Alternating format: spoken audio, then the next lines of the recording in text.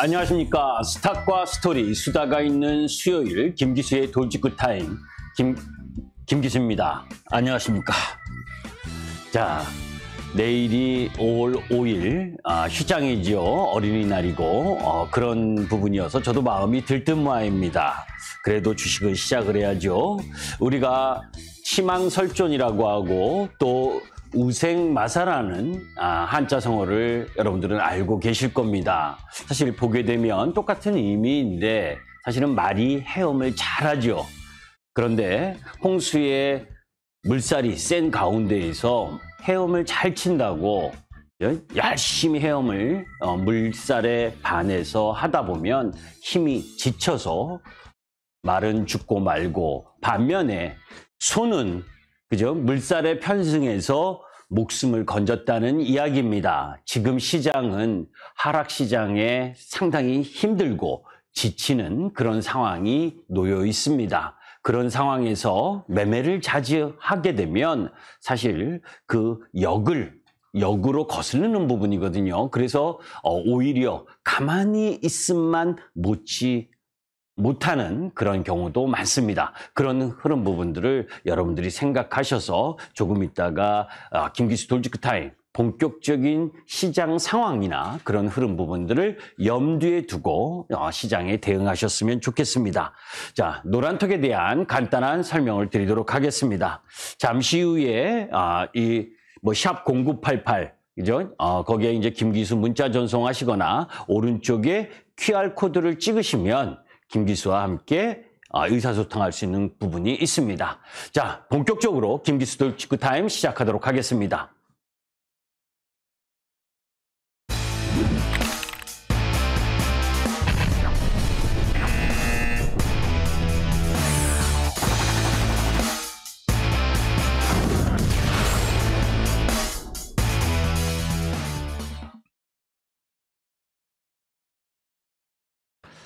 예.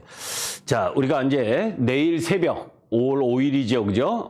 새벽, 우리 시간으로 새벽 3시쯤에 FOMC 결과가 나옵니다. 지난주에 이미 여러분들께 말씀을 드렸죠. 그죠? 5월 달에 0.5bp 인상할 거다. 그리고 6월 달에 0.75bp 인상 확률이 높다. 그래서 연내에 3%에서 3.25%까지 금리가 인상될 가능성이 높다. 이런 이야기를 많이 하죠. 자, 여하튼 이런 부분과 흐름 때문에 우리 시장 전체적으로도 관망하는 심리가 강했고, 또 이번 주는 중국이 오늘까지 휴장, 그리고 또 일본도 오늘 휴장이었죠. 그런 가운데에서 우리 시장만 고스란히 일주일을 이 불확실성에 놓여있는 구간에서 정말 지친 흐름 부분들이 진행됐습니다.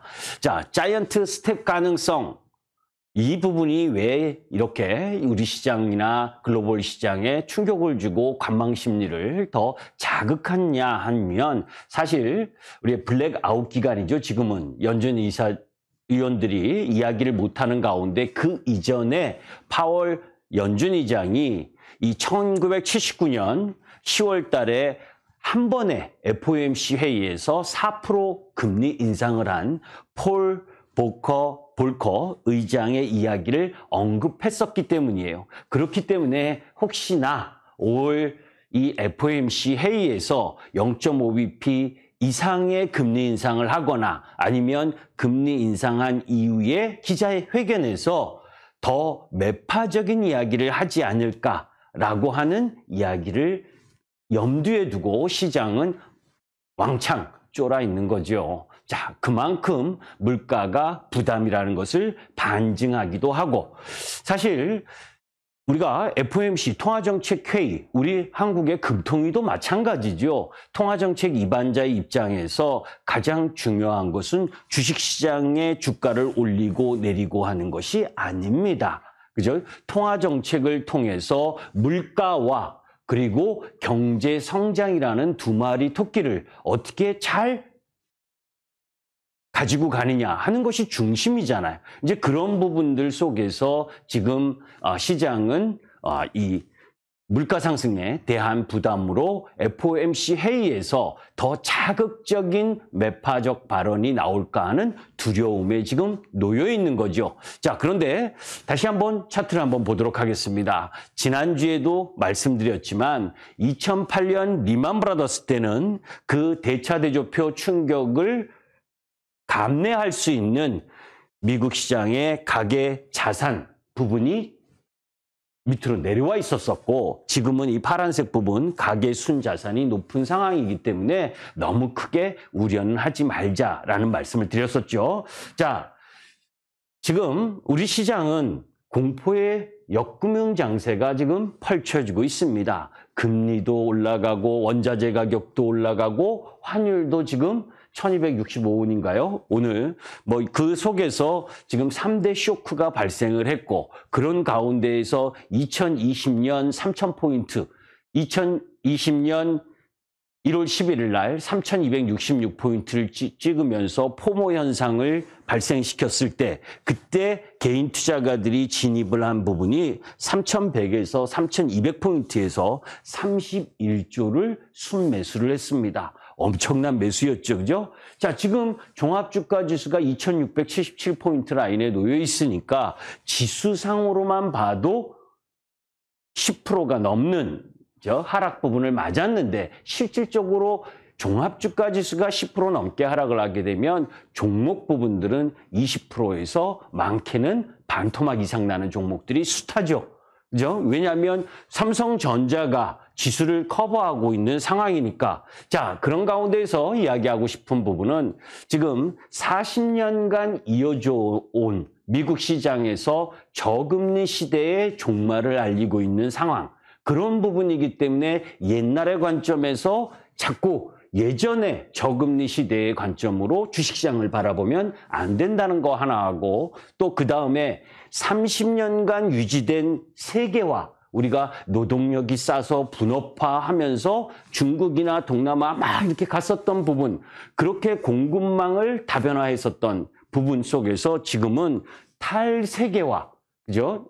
뭐 서방 국가로의 공급망의 재편, 그러니까 중국이나 이런 부분을 배제하는 부분을 지금 가고 있는 중이거든요. 그런 가운데에서 전쟁과 세계 경제의 불확실성을 키우는 변수, 이러한 부분들이 놓여져 있는 가운데 가장 중심에 미국의 금리 인상이라고 하는, 긴축이라고 하는 부분, 그리고 5월 FOMC에서 0.5bp 이상의 금리를 인상을 하고, 또 행여 5월부터 QT, 그죠?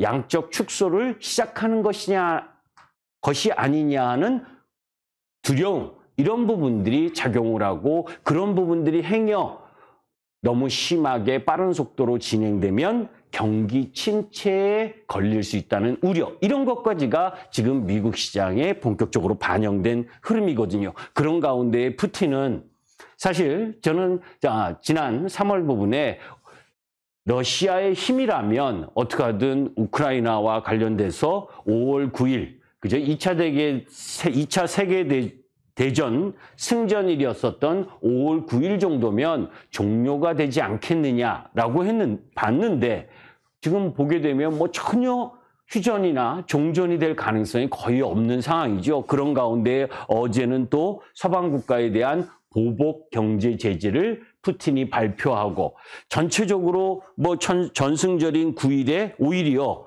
선전포고를 할 가능성도 있다는 이야기, 뭐 여러 가지 이야기가 나오면서 지금 장기화되는 부분, 이런 부분들이 시장의 부담 요인으로 계속 작용하고 있고, 거기에 이제 우리나라 4월 소비자 물가 발표를 했는데 4.8%, 그러니까 2008년도 4.8% 10월달 부분 지금 다시 올라오고 있는 상황이죠. 뭐 주요 품목 상승률을 보면 여러분들이 안 봐도 다 아시겠지만 석유류가 가장 높게 올라와 있잖아요. 그래서 뭐예요? 행여나 13년 반 만에 소비자 물가가 4.8%로 올라왔는데 4월달에 금리 인상했는데 5월 금통이 5월 26일이지요, 그죠?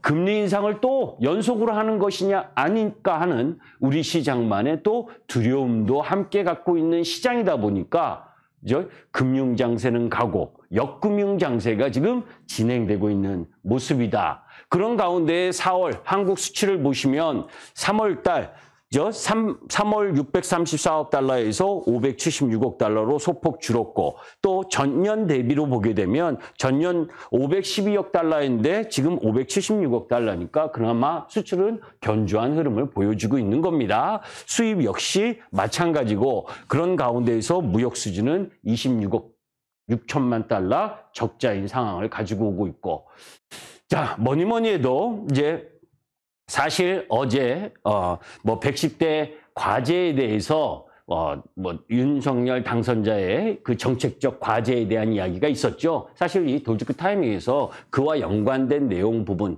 우주 항공청을 건설했기 때문에 이 방산 쪽을 보셔야 된다. 그리고 반도체와 관련된 부분, 이미 일정 정도 나왔었던 부분을 종합해서 만들었는데 그런 가운데 한미 정상회담이 5월 20일에서 21일까지 놓여져 있습니다. 그런 가운데에서 이제 우리가 지켜봐야 될 부분 중에 하나가 미국 주도하는 인도 태평양 다자 경제 프레임워크 IPEF를 가입을 요구할 것이냐. 저는 이 CPTPP 그러니까 환태평양 경제 동반자 협정 가입보다 이 IPEF 가입을 더 요구할 가능성이 높다라고 보는데 그런 부분들이 이제 반중, 대중 관계 설정에 우리나라 부분이 어떻게 할 것이냐 하는 부분들 이런 부분들은 사실 경제적으로 중요한 부분이니까 어떻게 되는지를 예상도 하고 또 그 정책 부분이 결정이 되는 거를 또 시장에 반영하는 부분으로 봐야 되기 때문에 좀 복잡하죠. 여하튼 반도체 부분에 있어서 미국에서는 계속 자국 내의 반도체 부분을 더 건설하기를 원하고 그런 부분을 준다면 그죠? 또 철강 이전 트럼프 정권 때 우리나라 철강 업체에 트럼프 관세, 철강 관세를 더 부과했었던 부분을 낮추는 것을 또 딜을 해야 될 거 아닙니까? 이제 여러 가지 부분들에 대한 숙제, 이런 부분들을 숙제와 기회의 요인도 함께 고려해서 볼 필요가 있는 거고 그런 가운데에서 지금 미국과 일본은 어제 최첨단 2나노칩 생산 협력 합의를 했죠. 사실 일본만 해도 90년대만 해도 반도체 점유율이 50% 가까이 됐었었는데 지금은 10%까지 줄어드는 상황. 미국도 마찬가지고 지금 대만과 한국에 집중되어 있는 이 의존도를 줄이기 위한 흐름 부분으로 가고 있다라고 하는 부분, 이런 부분도 우리가 시장에 일정 정도 염두에 두고 봐야 된다라고 보시면 됩니다. 자, 이제 그런 가운데에서 중요한 건 2022년 주요 증시 하락률을 한번 비교를 해보자고요. 자, 여긴 그림으로 이렇게 보시면서 한국과 미국 증시 하락에 여러분들 지금 너무 아파하시면 안 돼요. 미국 시장은 더 아픕니다. 그죠? 4월 달 나스닥이 13% 하락을 했죠. S&P는 마이너스 8.8%. 우리 코스피는 4월 달에 2.2%밖에 하락하지 않았어요. 그리고 코스닥도 4.2%밖에 하락하지 않았습니다. 반도 안 되게 하락을 했죠. 2020년 전체 어제까지의 흐름을 보더라도 나스닥은 22% 급락을 했습니다. 코스피는 9.8%. S&P 500은 13%, 코스닥은 12%. 그러니까 나스닥 기준으로 보게 되면 우리 시장은 거의 반 정도밖에 하락을 하지 않았죠. 자, 그러면 왜 반밖에 하락하지 않았을까? 딴 때 같으면 미국 시장이 5% 상승하면 2% 상승을 하고 5% 떨어지면 우리 시장은 7, 8% 급락을 하는 게 우리 시장의 원래 모습이었잖아요.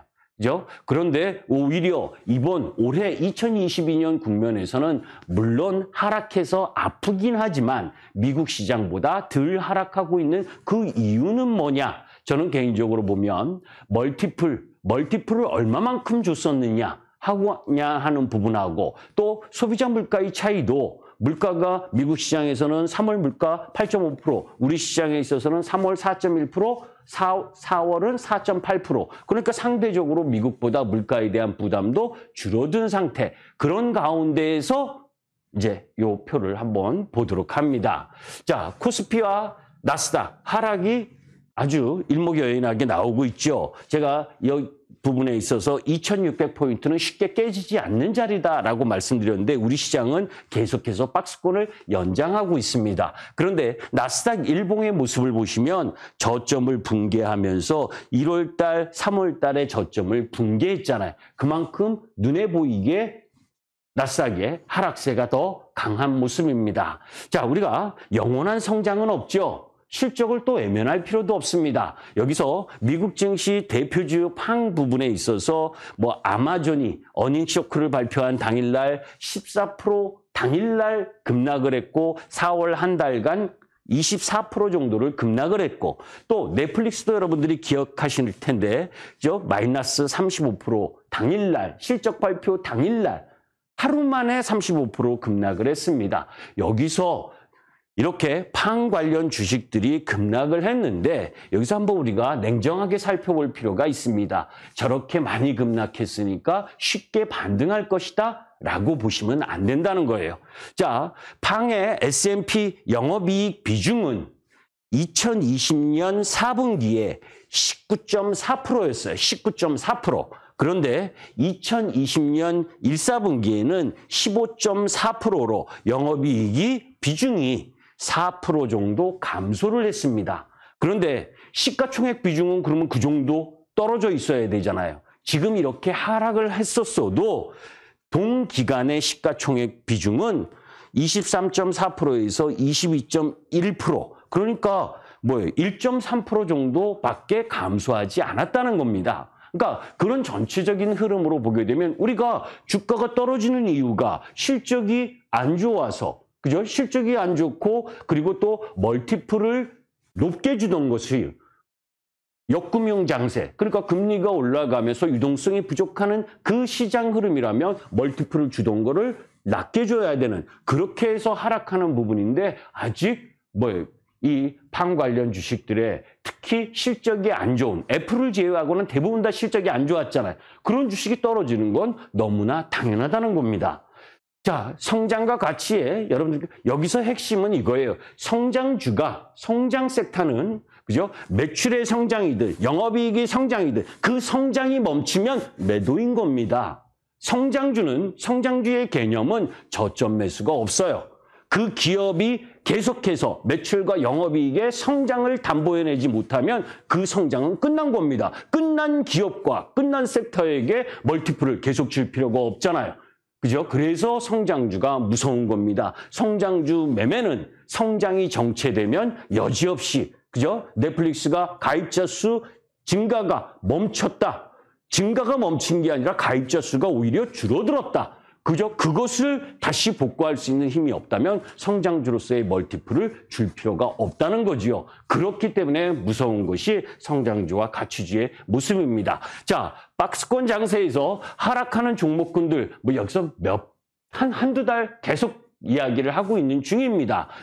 네이버도 지금 종합주가지수 박스권인데 네이버 어제까지의 종가 모습입니다. 또 저점 깼죠. 그죠? NHN 한국사이버결제 또 저점 어제 또 깼습니다. 종합주가지수나 코스닥 부분은 저점을 깨지 않았는데 카카오페이 또 어제 저점을 또 깼죠. 그죠? 계속해서 내려오고 있고 컴투스도 게임주 어제 또 저점을 또 깼습니다. 이렇게 시장보다 더 멀티플을 많이 제공받았던 종목 부분들은 정말 저점이 어딘지 계속 하락하고 있는 상황이죠. 자, 코스피퍼 1년 새 반토막이 냈습니다. 그러면 지금 시장에 이 도표, 여러 가지 이렇게 도표가 쭉 있는데 한마디로 얘기하면 우리나라는 선진국에 비해서도 기본적으로 절대적으로 높게 평가받은 적이 없어요. 하다못해 이머징 마켓인 인도나 태국 이런 나라들보다도 절대적으로 낮게 평가를 받고 있었던 상황입니다. 오늘 여러분들 점심시간에 북한에서 탄도미사일 발사하고 그랬잖아요. 그죠? 그런 지정학적 리스크를 포함해서 여러 가지 요건 때문에 항상 저평가를 받았었던 부분. 그죠? 그런 부분이기 때문에 미국 시장의 하락 부분, 그 속에서 멀티플을 많이 줬었던 섹터 부분들을 그게 이제 뭐예요? 비대면 관련주, 코로나 때문에 올랐었던 그 섹터들 부분이 지금 급락한 거지 사실 여타 종목 부분에 있어서는 그렇게 멀티플을 많이 줬었던 게 아닙니다. 사실 순이익 개념으로 보면 2020년에 그죠? 코스피 부분에 봤을 때 순이익이 80조였는데 2021년에 182조입니다. 이만큼 순이익이 증가하면 시가총액이 증가하는 게 맞고 종합주가지수가 올라가는 게 맞는 거예요. 그죠? 그런데도 불구하고 지금 우리 시장은 작년에 PBR 1.3배였는데 지금 현재 PBR 1.1배 정도 수준. 그러니까 행여나 FOMC 회의에서 멀티플을 더 축소할 수밖에 없는 긴축의 이야기가 나온다 하면 한 번 정도 더 맞는 위치이고 그렇다면 그 속에서 멀티플을 많이 주지 않았었고 실적이 양호했었던 종목 부분을 매수를 하시면 된다. 왜? 한국은 컨센서스를 상회하는 1분기 기업들의 실적이 발표되고 있다는 겁니다. 실적이 안 좋은 건 떨어지는 게 맞는 거고 실적이 좋은 건 올라가는 게 맞는 건데 그죠? 1, 4분기 실적의 컨센서스 상회 비율이 59.3%인데 이것이 2, 4분기까지 이어질 것이냐? 여러분들 1, 4분기 실적 양호하게 나온 종목군 중에서도 더 올라가는 종목이 있고 실적이 양호한데도 불구하고 내려오는 종목이 있습니다. 왜? 1, 4분기 실적이 좋았는데 이것이 2, 4분기까지 이어질 것이냐? 하는 부분들을 또 검증하는 시간, 그 시간이 또 3개월 걸리잖아요. 그런 부분에 기간 조정이 놓여져 있는 겁니다. 여기서 계속 이야기했었던 LIG 넥스원부터 시작을 해서 한국항공우주 계속 고점을 경신하면서 올라갔죠. 그죠? 신고가 경신. 이제 다소 마디에 왔기 때문에 방산 쪽도 기간 조정에 좀 걸릴 수 있는 부분이 있고. 자, 거기에 여러분들 탈세계화, 자원의 탈세계와 천연가스 급등. 이거 여러분들에게 세아제 강도 여러분들께 말씀드렸었잖아요. 그죠? 14만 9천 원, 15만 원에서 지금 19만 2천 원까지 급등하는 부분. 이제는 3단 상승이니까 올라가면 비중을 좀씩 축소하는 부분. 원유 QNC, 반도체 소부장 중에 원유 QNC, ISC 이런 유형의 종목 부분들은 그죠? 그 보름 전보다 지금 상당히 크게 상승을 했죠. 자, 해성 DS 오늘은 좀 한 3% 정도 떨어졌나요? 그죠? 조금 더 떨어지면 매수할 구역에 들어오는 쪽이죠. 그죠? 자, 이제 요거를 날짜, 흐름 이런 부분들을 같이 보시면서 하면 됩니다. 또 하나 부분에 있어서는 1분기에 30조 원의 공매도가 나왔어요. 이렇기 때문에 우리 시장의 대형주들이 힘든 겁니다. 그죠? 그런데 지금 공매도 전면 재개인가요? 아니죠. 코스피 200과 코스닥 150 종목 쪽으로만 공매도가 나온 거예요. 그죠? 그 외의 종목 부분엔 공매도가 지금 진행되지 않기 때문에 상대적으로 그쪽 라인 부분들이 셌던 겁니다. 자, 그러면 이후 지금 오픈돼서 공매도를 맞은 코스피 200과 150 종목들은 지금 시장 부분에 있어서 외인들의 매도세를 다 맞았다는 거죠. 맞은 상황에서 FOMC 금리의 어떤 아주 안 좋은 흐름이 아니라면 일정 정도 그 충격 요건은 거의 받은 상태, 그런 상태에서 시장과 흐름들을 보셔야 된다. 지금은 악재가 엄청나게 많습니다. 금리 인상 가속화, QT, 경기 불안, 여러 가지 악재들이 많고 호재는 지금 빛이 바래요. 그죠? 그런데 여러분들 생각해 보세요. 2020년 3월 19일 날 코스피 지수가, 코스닥 지수가 글로벌 시장이 저점을 만들 때 코로나 확진자가 정점이어서 줄어들었나요? 아니죠. 악재가 해소돼서 저점이 나오는 것이 아니라 악재라는 것들이 심하게 시장에 선반영되었을 때 저점을 만드는 겁니다. 이 부분을 자세하게 설명드리고 싶은데 그 위에도 많은데도 불구하고 시간이 다 됐네요. 이 이후부터는 잠시 후에 그죠? 6시 10분부터 시작하는 이 공개방송을 통해서 여러분들께 말씀을 드리도록 하겠습니다. 빨리 해도 시간이 좀 모자라는데 여하튼 그런 가운데에서 지금 화면 보시게 되면 MTN 밴드에 김기수를 검색하시면 저 방송 화면이 나옵니다. 그러면 6시 10분부터 제가 이 부분은 가장 중요한 부분입니다. 분위기 반전 트리거는 악재 해소가 아닌 선반영이라고 하는 부분, 그런 부분과 FOMC 회의 이후의 변화, 그 변화 속에서 투자의 흐름 부분을 어떻게 갖고 가야 될 것이냐 하는 부분들을 여러분들과 함께 고민하고 공부하는 시간을 갖도록 하겠습니다. 김기수였습니다. 감사합니다.